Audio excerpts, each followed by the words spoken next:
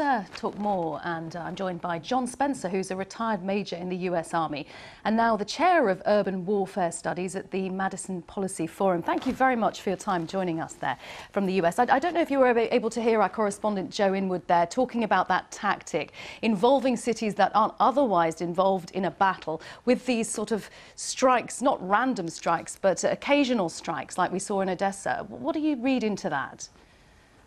I read it into it as just continued terrorism by Russia using, missile terrorism, where it's striking everywhere so nobody can feel a sense of safety. It's psychological warfare.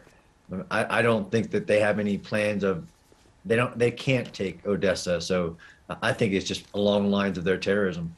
Right, so you don't think this will achieve the aim of weakening Ukraine's defences by distraction, if you like?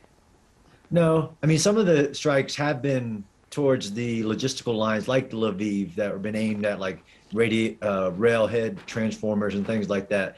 But no, I don't think this is about weakening Ukraine defenses in the fight for the east. I think it's separate. Now, turning to what we've seen in the last few hours in Mariupol, the ability of a very small number of women and children to be able to leave that steel plant that we've heard so much about.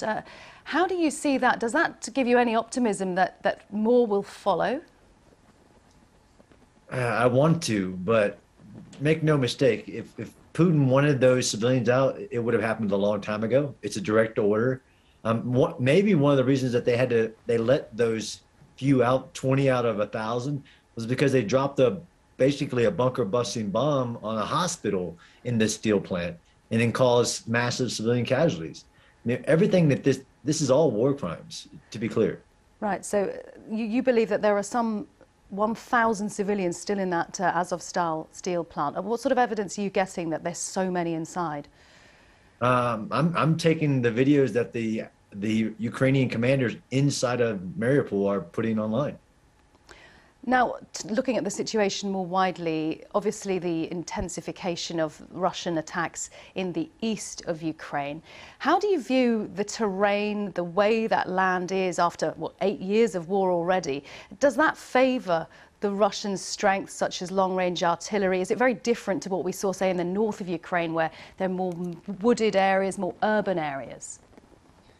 Yeah, it's different, but it's hard to say. I mean, this is a huge area. Even though they lost a war in Kyiv, now they're trying to fight a war over the Donbass. I mean, there are major urban areas like Kramatorsk and Sovetsk and others that they need to take because they're key road intersections.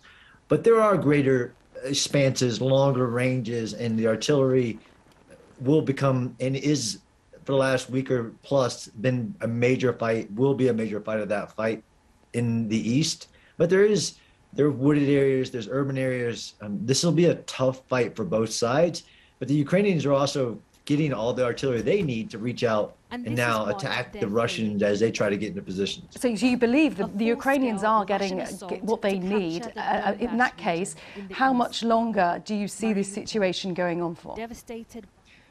Yeah, I don't agree with some analysts saying this will go on for years. Without Russia mobilizing for war, which is very questionable if he can politically do that, he has to fight the war with the Russians he has in Ukraine now. And they don't have much time to get the gains that they're being pushed to get. So I think this war will unfold and the lines be drawn over the next coming weeks, if months. I don't personally think it'll be years. John Spencer, a retired major in the US Army, chair of Urban Warfare Studies, thank you very much for staying up to talk to us there in Colorado Springs. Thank you.